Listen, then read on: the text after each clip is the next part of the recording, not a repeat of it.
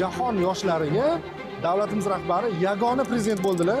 Mana shu 80-general assambleyada yoshlar haqida gapirdi. Ertangi kunimiz dunyoning taqdiri va farovonligi o'sib kelayotgan yosh avlod qo'lida. Yoshlarimizni qalbini va ongining tinchlik, gumanizm va do'stlik, o'zaro ishonch va hurmat bilan oliyjanob g'oyalari sindirish dolzarb vazifamizdir.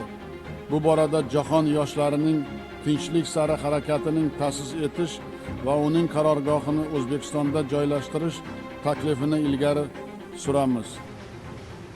Davlatimiz rahbari BMT minbaridan turib, butun jahon yoshlarining tinchlik sari harakati degan bir katta tashabbus ilgari surildi. Dunyo misli ko'rilmagan darajada hozir eng ko'p konfliktlarga hozir duch kelyapti. Ya'ni dunyoning juda ko'plab qismlarida, mamlakatlarda notinchlik kuzatilyapti. Notinchlik hozirgi yoshlarning hayotiga afsuski eng katta rahna solayotgan eng og'riqli muammolardan biridir. Mana shu tashabbusni BMT minbaridan butun jahon mamlakatlarining tashkilotlari, mamlakat rahbarlariga, yoshlar tashkilotlari rahbariga qarab, BMTning shafiyligi ostida shu O'zbekistonda qarorgohi tashkil topadigan bir xalqaro bir butun jahon yoshlarining bir harakati bo'lsin.